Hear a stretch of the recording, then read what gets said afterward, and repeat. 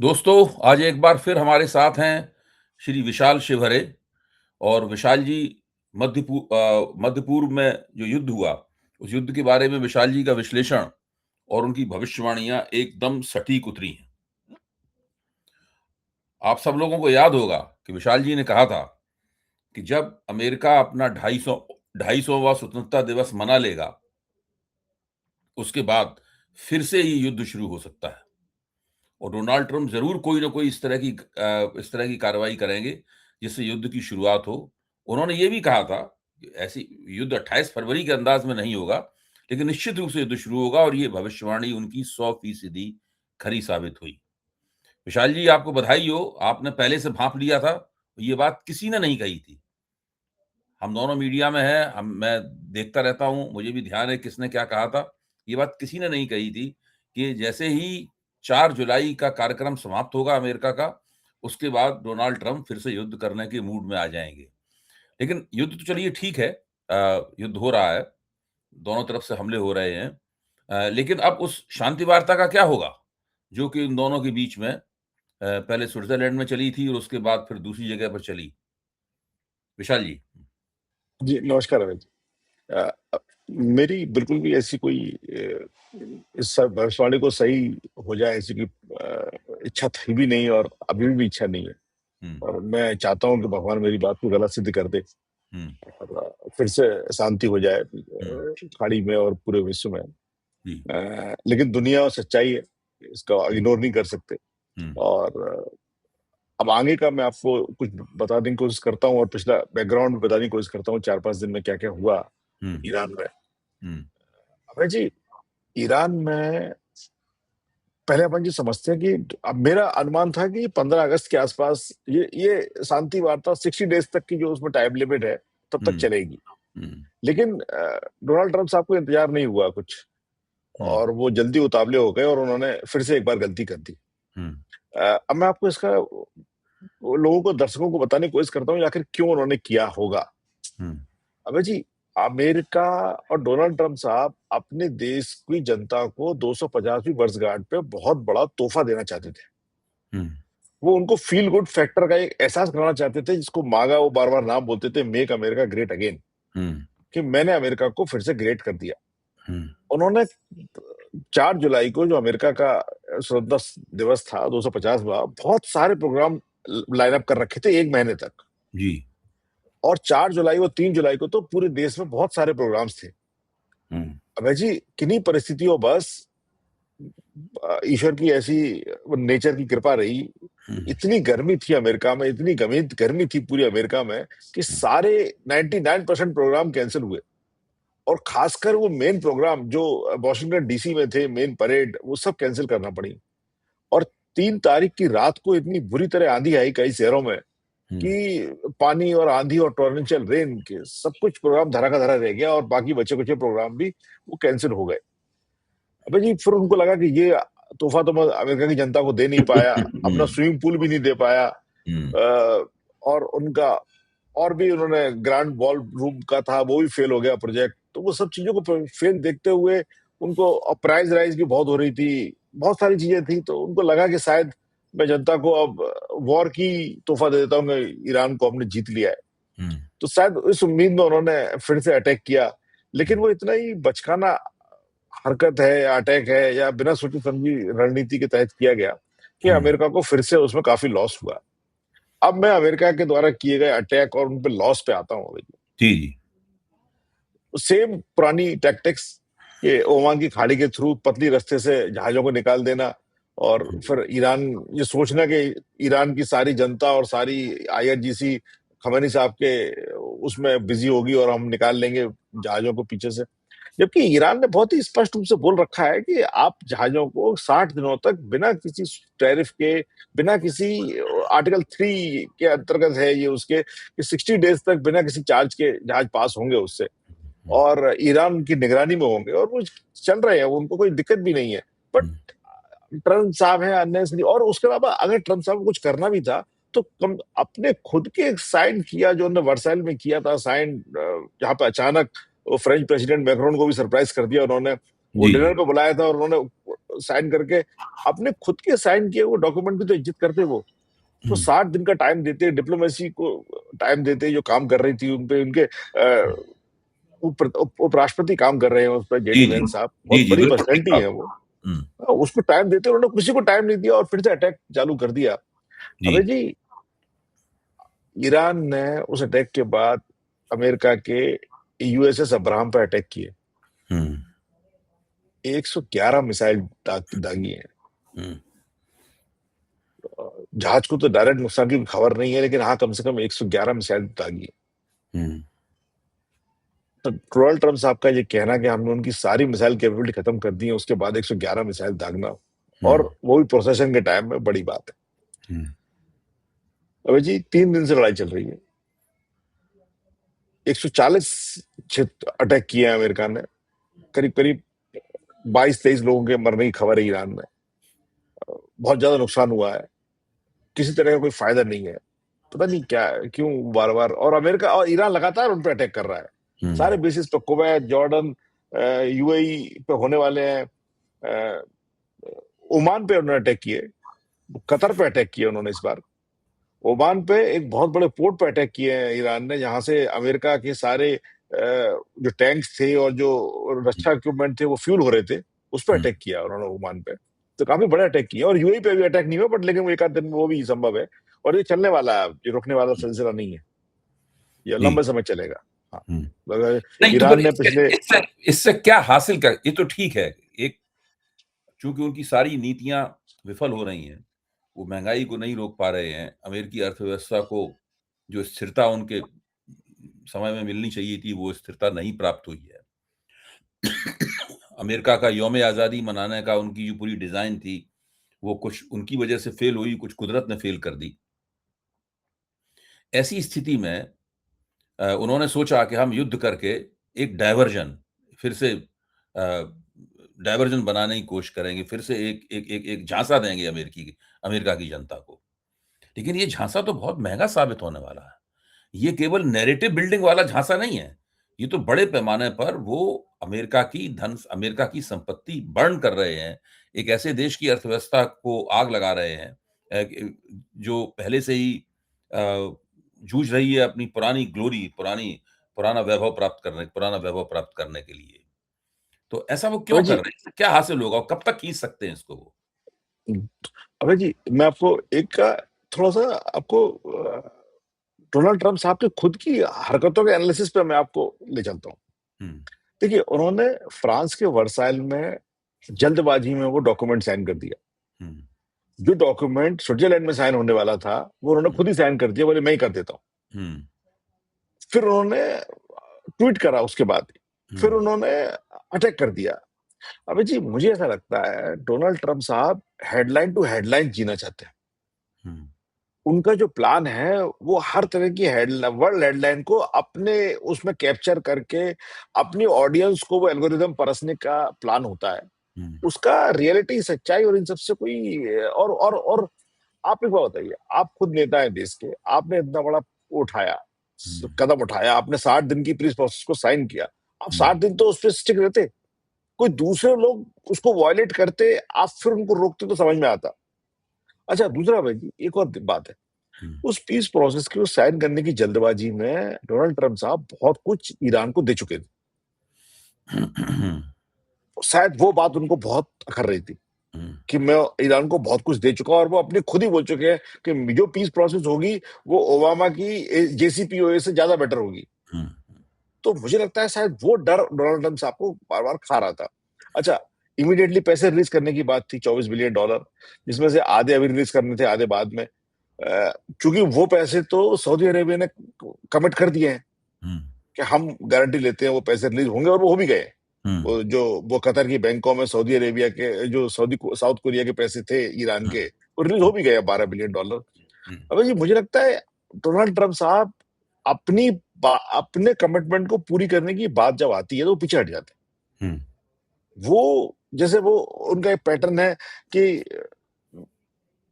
Art of deal के हिसाब से अगर देखें, तो वो दुनिया से लेना जानते हैं, वो कोई देने की कोई वो नहीं है ना।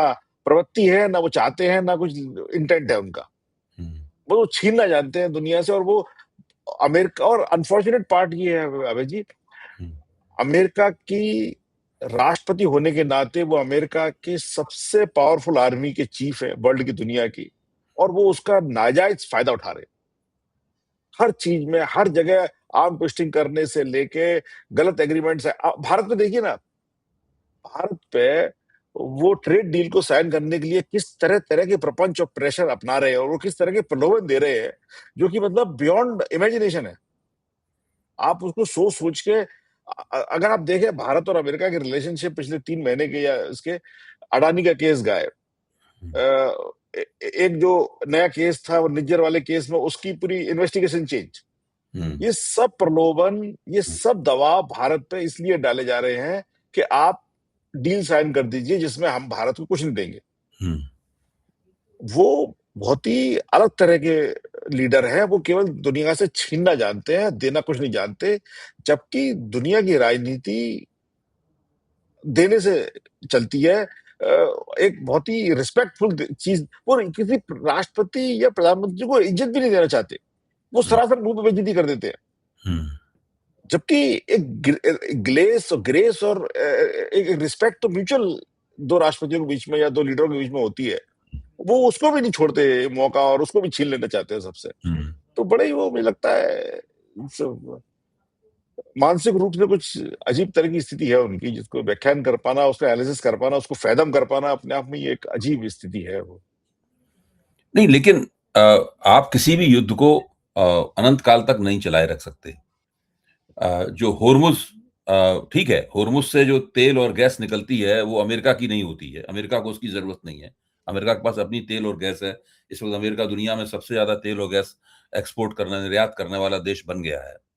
लेकिन होर्मुज से जो तेल और गैस निकलती है उसकी जरूरत पश्चिम के देशों को, नाटो के अमेरिका के सहयोगी हैं उनको भी है, जापान को भी उसकी जरूरत है उसकी जरूरत दक्षिण कोरिया को भी उसकी जरूरत है, भारत को भी उसकी जरूरत है, सभी देशों को उसकी जरूरत है। अगर ईरान के साथ उनका युद्ध होता रहा तो होर्मुज से फिर जो कुछ भी थोड़ा बहुत निकलना शुरू हुआ था, इसकी शुरुआती हुई थी, वो फिर से बंद हो जाएगा, और मेरे ख्याल से बंद हो भी गया होगा अब तक। हाँ, वो बंद हो गया होगा। अच्छा, ऐसी हालत में फिर से जो विश्व अर्थव्यवस्था पर दबाव जो पड़ा था, जिसकी जिम्मेदारी, जिसका ठीकरा डोनाल्ड ट्रंप के दहलीज पे सही फूट रहा था, उनको फूटना वहीं चाहिए था, वो फिर से वही स्थिति बन जाएगी। तो अभय डोनाल्ड जी, ट्रंप के लिए तो इसमें से कोई भी सिचुएशन ऐसी नहीं है जिसको विन विन कहा जा सके। अभय जी, मैं विन विन की बात से स्टार्ट करता हूँ। आप जब लड़ाई लड़ते हैं और आप लड़ाई के मध्य में इस स्थिति में पहुंचते हैं कि मेरा असेसमेंट गलत हो गया, मेरे को जो खबरें थी इस लड़ाई में इजराइल ने दी, मेरी इंटेलिजेंस के पास थी, वो गलत थी, तो आप अपना एम थोड़ा सा चेंज करके ऐसा रख लेते हैं जिससे कि आप आसानी से जीत सके। और इस केस में वो अमेरिका ने वो एम चेंज करा। डोनाल्ड ट्रंप साहब रोज बोलते थे हम ये करेंगे वो करेंगे, सब करके उन्होंने चेंज कर लिया ये। आखिरी में आप देखिए अभय जी, अब वो लड़ाई इस बात पे आ गई है कि स्ट्रेट ऑफ हॉर्मुज चालू रहती है या बंद। ठीक है, अब अभय जी रणनीतिक रूप से अमेरिका इस स्थिति में नहीं है, कितनी भी सेना लगा दे वो स्ट्रेट ऑफ हॉर्मुज को चालू नहीं कर सकता। और ईरान को 1% अपनी सैन्य क्षमता का, 1 से आधा % अपनी सैन्य क्षमता का खर्च करना है स्ट्रेट ऑफ हॉर्मुज को बंद करने के लिए। उसको अपनी सैन्य क्षमता का इस्तेमाल नहीं करना है, उसको अपनी सैन्य क्षमता का 0.0001% भी इस्तेमाल नहीं करना। केवल 2 काम करने हैं उनको। एक तो टेलीग्राम और ईमेल पे अनाउंस करना है कि हमने, ट्विटर पे, कि हमने स्ट्रेट ऑफ हॉर्मुज बंद कर दिया, जो उन्होंने ऑलरेडी कर दिया। दूसरा, उनके पास कुछ स्पीड बोट है जो करीब करीब मतलब आप समझ लीजिए मच्छी पकड़ने वाली जो नाव होती है, स्पीड बोट उनको बोलते हैं, उनको वो एक जहाज की तरह भेजते हैं, और वो जहाज डर जाता है कि हमारे ऊपर अटैक होने वाला है। और उन्होंने ये बोल रखा है कि ये समुद्र के नीचे बहुत सारी माइन बिछी हुई है, आपने अपना जहाज इस पे से निकाला वो फट जाएगी। इतने डर से, तो उसके बाद होता क्या है, इंश्योरेंस कंपनी कवर नहीं करती। किसी जहाज पे 1 मिलियन बैरल तेल लगा हुआ, वो जहाज वाला खुद नहीं चाहता, वो उसके जहाज के क्रू नहीं चाहता, उसकी कंट्री उसको वो नहीं चाहती कि तुम चलो, हमारे सैनिक मारे जाएंगे। जहाज की कॉस्ट बहुत होती है, सब लोग उस डर से कर जाते हैं। और अमेरिका के पास कोई ताकत नहीं है जो इसको रोक सके। अब लड़ाई इस बात पे हो गई है, अगर ईरान जीतता है तो स्ट्रेट ऑफ हॉर्मुज बंद रहेगी या उसकी इच्छा से चलेगी, और अगर हारता है तो अमेरिका खोल कर रख सकता है। और मुझे लगता है अमेरिका कुछ भी कर रही है, ये लड़ाई, अगर ये लड़ाई है तो वो हार गया है और हारता रहेगा रोज। तो ये तो डोनाल्ड ट्रंप साहब का अपना खुद का लड़ाई को शिफ्ट करने का गोल पोस्ट का तरीका है, पहला। दूसरा, अर्थव्यवस्था, वो तो उन्होंने अब सरेंडर कर दिया है। वो अब चुनाव पर फोकस कर रहे हैं, नवंबर में उनके चुनाव है। वो नहीं चाहते कि उनकी जनता को ये पता चले कि अमेरिका ईरान से इतनी बुरी तरह हार चुका। हालांकि इसमें कुछ शक नहीं है कि अमेरिका की जनता भी अभी भी ये समझती है कि ईरान अमेरिका से हार गया और डोनाल्ड ट्रंप साहब ने अमेरिका ईरान को हरा दिया। तीसरा, हाँ हाँ बिल्कुल अभय जी, बिल्कुल। आप किसी से बात करें स्ट्रीट पे, जहां पर लोग कहते हैं हम जीत गए, हाँ मतलब अजीब अजीब ही स्थिति है। अच्छा, और अभय जी, अब जो आपने पहला सवाल उठाया था कि आपका इसमें एक सवाल था कि लक्ष्य क्या था सवाल आपका भाई जी, फिर से बताया। मेरा सवाल ये था कि कहाँ तक ले जाएंगे इसको, या उनके पास कोई और ऐसा कोई, जिसे कहते हैं कि कोई और दूसरे नंबर की प्लानिंग है, कोई सेकंड प्लानिंग है उनके पास में, है? कोई प्लान बी है उनके पास में। तो जो उनका प्लान ए है, उसके तो विफल होने की इस स्थितियां पूरी तरह स्पष्ट है, जैसा कि अभी आपने समझाया भी। मैं 100% आपसे सहमत हूं, और नई परख के दर्शक भी उससे पूरी तरीके से सहमत होंगे। तो क्या उनके पास कोई प्लान बी है, जिससे अचानक कोई ट्विस्ट देंगे वो उसके अंदर? ऐसा वो पहले भी कर चुके हैं, ये क्षमता उनके अंदर है डोनाल्ड ट्रंप ने। उनके दिमाग की थाह लेना थोड़ी मुश्किल है, आपने कहा भी कि वो फैथम करना मुश्किल है उनको। तो कोई प्लान बी भी उनके पास है क्या? मैं बताता हूं आपको उनके प्लान बी का एक स्वरूप।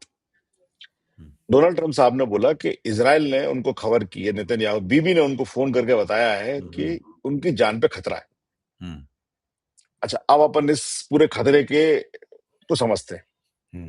अबे जी, डोनाल्ड ट्रंप साहब को शुरू में बीबी ने यह बोला था कि डोनाल्ड साहब आप चलिए, ईरान की जनता आपका खुले हाथों से और खुले दिल से स्वागत करेगी, झंडे लेके खड़ी होगी।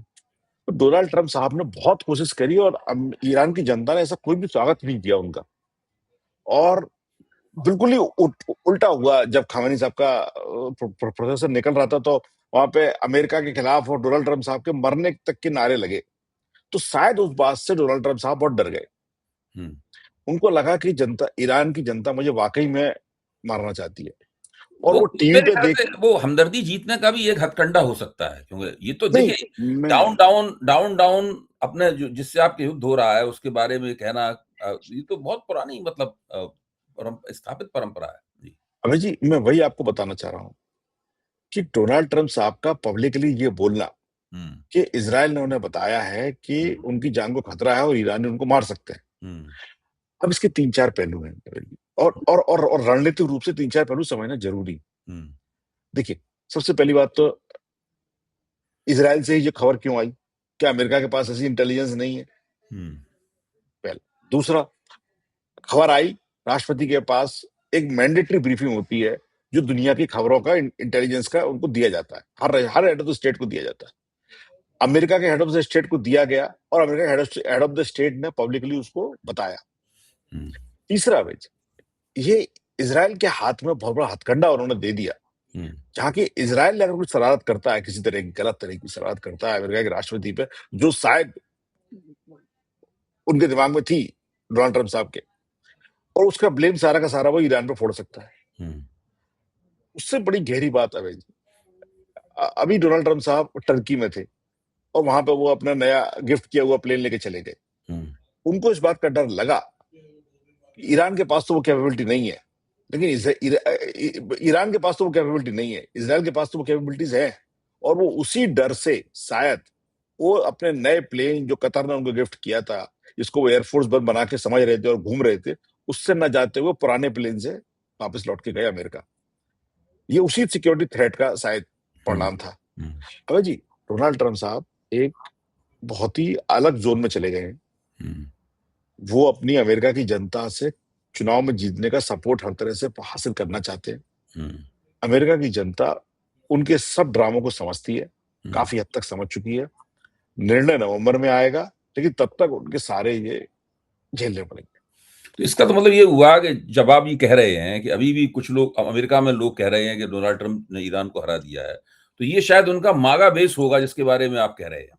बिल्कुल, हाँ, बिल्कुल। जो साथ मागा बेस के अलावा जो अमेरिका की जनता है, वो डोनाल्ड ट्रंप के हथकंडों को समझ चुकी है। अब देखिए, अमेरिका एक बहुत ही बड़ी डेमोक्रेसी है हुँ, और यहाँ पे लोग बहुत पढ़े-लिखे हैं। हुँ, यहाँ पे एक तबका जो है और इसके अंदर टेक्नोलॉजी ने बहुत बड़ा काम किया है। हुँ, टेक्नोलॉजी ने लोगों को मागा ग्रुप बनाया और उनको मेंटेन करने के लिए वो नई-नई चीज़ों को और अफ़वाहों और हेट करने वाली चीज़ों को वो सर्कुलेट करते रहते हैं।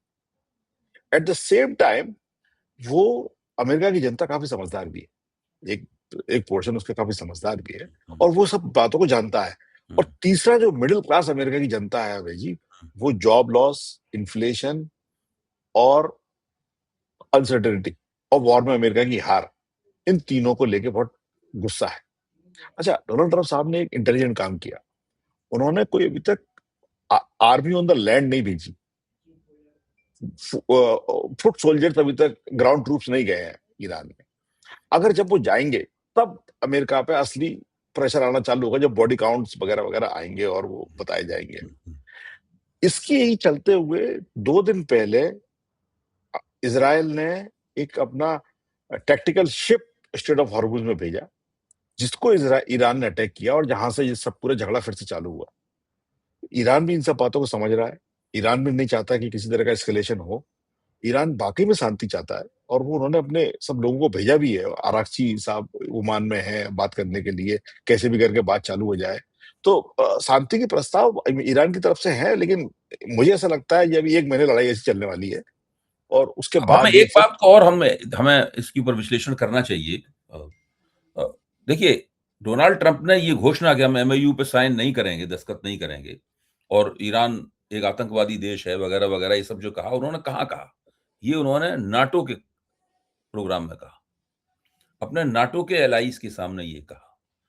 ये उन्होंने वो जगह क्यों चुनी इस बात को? एक तो ये प्रश्न है। क्या वो नाटो वालों को नाटो में जो अभी रवैये दिखाई पड़े थे कि वो कभी पुतिन की ओर झुकते हुए लगते थे, वो उसके बारे में उनको कोई चेतावनी दे रहे थे। वहाँ कहने की उनको ये क्या ज़रूरत थी? एक तो बहुत महत्वपूर्ण प्रश्न ये है। क्योंकि यहीं से पता तय होगा कि जो पश्चिमी यूरोप के देश हैं जो धीरे-धीरे अमेरिका के अड़दप से बाहर निकलने निकलने लगे थे। उनकी अब इसमें भूमिका क्या होगी? बता दो। हाँ, क्योंकि नाटो 2 ने दिन आधिकारिक रूप से वक्तव्य देकर डोनाल्ड ट्रंप द्वारा ईरान पे किए गए हमलों का समर्थन समर्थन किया है। बिल्कुल। मैं अभय जी, 2 दिन पहले यूरोप के 3 देशों ने सिक्योरिटी काउंसिल में ईरान के खिलाफ प्रस्ताव लाया, हुँ, जिसको रशिया और चाइना ने वीटो कर दिया। हुँ, बिल्कुल, नाटो को वो फिर से वापस फ़ोल्ड में लेना चाहते हैं, लेकिन नाटो से रिश्ते अमेरिका के यहाँ बहुत खराब हो चुके हैं। हुँ, वो अब बाकी जमा खर्चों से सुधरेंगे नहीं। डोनाल्ड ट्रम्प साहब ने यूरोप के काफ़ी नेताओं की व्यक्तिगत तौर पे बेइज़्ज़ती करी है हुँ, और उसको वो कंट्रियाँ भूलने वाली नहीं है। हुँ, तो ये तो है नाटो की स्थिति। अब रही बात स्थिति ईरान की। तो जी, ईरान को रशिया, चाइना और अरब देश, तीनों देशों से बहुत ज़्यादा समर्थन मिल रहा है। हुँ, जिस समर्थन से ईरान बहुत ही स्ट्रॉन्ग पोज़ीशन में पहुँच गया है। हुँ, तो डोनाल्ड ट्रम्प साहब एक तरफ तो नाटो को अपनी तरफ खींचना चाहते हैं, लेकिन वो बेइज़्ज़ती भी करते हैं राष्ट्रपतियों की, हुँ, हेड ऑफ द स्टेट्स की। वो ऐसा नहीं चलेगा भाई जी, वो नहीं चल पाएगा। हुँ, डोनाल्ड ट्रम्प साहब कौन-सी रणनीति अपना रहे हैं, वो खुद ही जानते हैं और दूसरा कोई नहीं जानता। हुँ, और इसका खामियाजा अमेरिका को तो भुगत ही रहा है, बाकी और कंट्री भी भुगत रही हैं। हुँ, अभी कुछ दिनों में तेल का भाव ऑलरेडी बढ़ चुका है। आज हुँ, $90 पर बैरल हो गया, एक्चुअल में $120 पर बैरल हो गया है। हुँ, ये अब बढ़ने वाला है। हुँ। तो इसका असर भारत पे पड़ेगा, चाइना पे पड़ेगा, यूरोप पे पड़ेगा, सारे देशों पे पड़ेगा। सो ये अच्छी स्थिति नहीं है इकोनॉमी के लिए।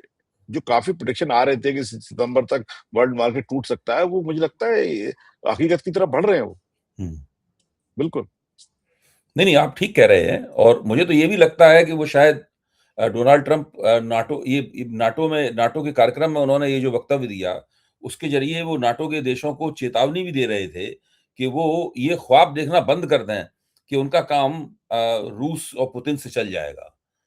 अगर होर्मुज़ तो अब हमने युद्ध छेड़ दिया है चीन के ईरान के खिलाफ, होर्मुज़ बंद हो गया है, और आपका तेल और गैस होर्मुज से जो कुछ आने का आपने उम्मीदें लगा रखी थी, वो उम्मीदें आपकी ठप हो चुकी हैं और अंततः आपको अमेरिका के पास ही आना पड़ेगा अपनी ऊर्जा ज़रूरतें पूरी करने के लिए, क्योंकि ना तो मध्य पूर्व आपकी ऊर्जा ज़रूरतों को पूरी कर पाएगा, क्योंकि मध्य पूर्व से लेंगे आप तो होर्मुज से निकलेगा। तो ये एक तरह का उन्होंने ये संदेश भी दिया है।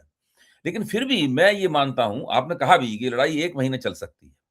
मैं ये मानता हूँ कि जो पहली नज़र में मुझे लगता है, आप उसकी तस्दीक कीजिए अगर आपको मेरी बात ठीक लग रही है, नहीं ठीक लग रही है तो उसको संशोधित कीजिए कि डोनाल्ड ट्रंप जल्दी ही कोई न कोई एक ऐसी कलाबाज़ी खाएँगे, जिससे युद्ध का ये सिलसिला थमेगा और फिर से उस बातचीत की संभावनाएँ खुलेंगी, जिसके ज़रिए उन्होंने होर्मुज़ को खुलवाने की स्थितियाँ पैदा कर दी थी। जी। अभय जी, यहाँ तो युद्ध के खत्म और उसकी मतलब ईरान अब इस मूड में नहीं है। हुँ, ईरान अब बातों के समझौते में तो नहीं आने वाला। हुँ, असली का समझौता होगा तो ईरान करेगा। हुँ, ईरान अपना भी टाइम वेस्ट नहीं करना चाहता और बाकी और लोगों का भी टाइम वेस्ट नहीं करना हुँ, चाहता। हुँ, हुँ, तो पहला तो ये। हुँ, दूसरा, विश्व के देश भी डोनाल्ड ट्रंप साहब पे विश्वास नहीं करते। हुँ, विश्व के देश जितने भी हैं वो डोनाल्ड ट्रंप साहब की बातों को सीरियसली नहीं लेते। अगर हुँ, सीरियस लेते होते तो आज सेंटकॉम ने बोल दिया कि स्ट्रेट ऑफ हॉर्मुज खुला हुआ है, तो सारे जहाज क्यों नहीं निकल रहे? हुँ, तो डोनाल्ड ट्रंप साहब और यूएस को अब कोई भी देश बहुत सीरियसली नहीं ले रहा है। हुँ, पहला। यूरोप की स्थिति थोड़ी सी अलग है। हुँ, यूरोप एक ऐसी जगह बैठा हुआ है जिसपे खुद के एनर्जी रिसोर्सेज बहुत ज्यादा है। हुँ, ऑयल के, रशिया से डायरेक्ट कनेक्शन है, अफ्रीका से उनकी डायरेक्ट पाइपलाइंस आती हैं, उनके पास नॉर्थ सी का गैस है, तेल है। हुँ, तो यूरोप और उनका ऑयल पे बहुत ज्यादा डिपेंडेंस भी नहीं हुँ, है। They have shifted to natural energies like sun and solar power and wind power and other. तो यूरोप के पास एनर्जी को लेके बहुत बड़ा संकट खड़ा नहीं होगा। हुँ, प्राइस अफेक्ट होने से उनकी इकोनॉमी अफेक्ट हो सकती है, लेकिन संकट नहीं आने वाला। तो यूरोप एनर्जी के लिए अमेरिका के पास नहीं झुकेगा। हुँ, यूरोप और अमेरिका के संबंध बहुत क्लोज थे। हुँ, दे उनकी इकोनॉमी आपस में बहुत डिपेंडेंट है और थी। लेकिन डोनाल्ड ट्रंप साहब का टैरिफ का नाटक, लीडरों की बेइज्जती का नाटक, इस सबसे वो बहुत ज्यादा क्षुब्ध है। हुँ, और वो मुझे लगता है विश्व के सारे नेता जिस तरह से टैरिफ लगाने के बाद अमेरिका के सुप्रीम कोर्ट की जजमेंट का वो वेट कर रहे थे, हुँ, इसी तरह से वो इन सबके बाद नवंबर के चुनाव के रिजल्ट का वेट कर रहे हैं। हुँ। अगर वो डोनाल्ड ट्रंप साहब के फेवर में आता है तो वो अलग तरह से काम करेंगे, अगर नहीं आता है तो वो अलग तरह से काम करेंगे। तो पूरी दुनिया की, अमेरिका की जनता के हाथ में इसकी कड़ी है। तो आपकी वो बात का डिसाइड कुल करेंगे। मिलाकर मतलब ये निकलता है कि दुनिया साँस रोककर नवंबर के चुनावों के नतीजे का इंतज़ार कर रही है। सब कुछ उस पे निर्भर करता है कि अमेरिका की जनता डोनाल्ड ट्रंप को उनके तमाम इस रवैये के बावजूद स्वीकार करती है या डोनाल्ड ट्रंप को वो खारिज कर देती है। अगर उसने डोनाल्ड बिल्कुल। ट्रंप को खारिज कर दिया, तब फिर दुनिया में अंतर्राष्ट्रीय शक्तियों का संतुलन कुछ और होगा और उन्होंने डोनाल्ड ट्रंप को स्वीकार कर लिया, तो लोगों को सोचना पड़ेगा कि अब वो जब तक डोनाल्ड ट्रंप राष्ट्रपति बने हुए हैं, तब तक वो कैसे काम चलाएँ। और ज़ाहिर है इस विषय पे हमने चर्चा नहीं की है और हमारा चर्चा का समय भी तकरीबन खत्म होने की तरफ है। हमारे जो विश्वगुरु हैं, श्री नरेंद्र मोदी और भारत उनके पास इस पूरी परिस्थिति को प्रभावित करने का, उसमें हस्तक्षेप करने का और अपनी कोई एक ग्लोबल भूमिका निभाने का कोई भी मौका नहीं है। और ये जो उनके उस मौके से उन्होंने अपने आप को स्वयं वंचित किया है, ये भारत की विदेश नीति और भारत का एक दुर्भाग्य है। अगर ये लोग ठीक से अपने पत्ते खेलते, तो आज हो सकता है इस बात की पूरी संभावना थी कि भारत इन इस तमाम अंतर ग्लोबल कार्य व्यापार के केंद्र में होता और वो ईरान और अमेरिका के बीच में खड़ा होता और सारी दुनिया उसकी तरफ आशा भरी निगाहों से देख रही होती। अभय अब जी, इस पर आपकी इस टिप्पणी के बाद हम लोग इस कार्यक्रम का उपसंहार करेंगे। अभय जी, आपने एकदम सही बोला, मैं पहले ही बोल चुका हूं। हुँ, अगर नरेंद्र मोदी जी इजरायल की यात्रा नहीं करते, हाँ, आज भारत इस युद्ध को खत्म करा चुका होता। जी। भारत के पास वो सामरिक स्थिति थी और क्षमता थी, हुँ, और मोदी जी के पास वो लीडरशिप थी, जो इस गुत्थी भरी को सुलझा सकते थे वो। इसके अंदर सबसे बड़ी प्रॉब्लम क्या है भाई जी? जो मीडिएटर है वो बहुत वीक है हुँ, पाकिस्तान, हुँ, जिसकी कोई इज्जत नहीं करता। हुँ, तो उनके पास कोई सामरिक स्ट्रेटेजिक वैल्यू भी नहीं है। हुँ, आज अमेरिका और पाकिस्तान ये बोल दे कि अगर ईरान ने ऐसा करा तो हम ऐसा कर देंगे, ईरान सीरियसली लेगा ही नहीं। आज अमेरिका को भारत भी बोल सकता था, भारत अमेरिका को भी बोल सकता था, ईरान को भी बोल सकता था। वो सामरिक सत्ता भारत के पास थी, लेकिन वो बर्बाद हो गई। जी। वी बहुत-बहुत लॉस्ट द धन्यवाद, अपॉर्चुनिटी। बहुत-बहुत धन्यवाद विशाल जी इस सुंदर और गहन विश्लेषण के लिए। मैं नई परख के दर्शकों से अपील करूँगा कि अगर उन्हें हमारा कार्यक्रम पसंद आया है और हमारी चर्चा उन्हें उपयोगी लगी है, तो हमारे कार्यक्रम को सब्सक्राइब करें और अपने परिजनों और अपने दोस्तों को भी सलाह दें कि वो हमारे कार्यक्रम के साथ जुड़ें और अपनी टिप्पणियाँ लिखें। आप बताएँ फीडबैक कि दें, हमारे हमारे फीडबैक। विश्लेषण में क्या समस्या रही और कौन-कौन सी बातें उन्हें पसंद आईं, कहाँ पे हम कुछ और अच्छा कर सकते थे और कुल मिलाकर उनके ऊपर क्या प्रभाव पड़ा। उनकी टिप्पणियाँ हमारे काम आएँगी और उससे हम अपने प्रोग्राम को और बेहतर करते चले जाएँगे। हमारी पत्रकारिता उससे और निखरेगी और विशाल जी को तो हम लोग लगातार सुनते ही रहते हैं। मेरी लगातार कोशिश होती है कि वो अपने व्यस्त समय में से कुछ क्षण निकालें और नई परख के दर्शकों के साथ जुड़ें। बहुत-बहुत धन्यवाद विशाल जी एक बार फिर आपका और धन्यवाद ये बहुत बहुत। मसला तो बिल्कुल चल ही रहा है और जल्दी ही हम लोग इस मसले पर फिर मिलेंगे। इससे जुड़े हुए कुछ जी, दूसरे मसले भी हैं। मेरे ख्याल बिल्कुल, से हम लोग 1 आध दिन में ही उनके ऊपर चर्चा करते हैं। जी, बिल्कुल। धन्यवाद। धन्यवाद। धन्यवाद।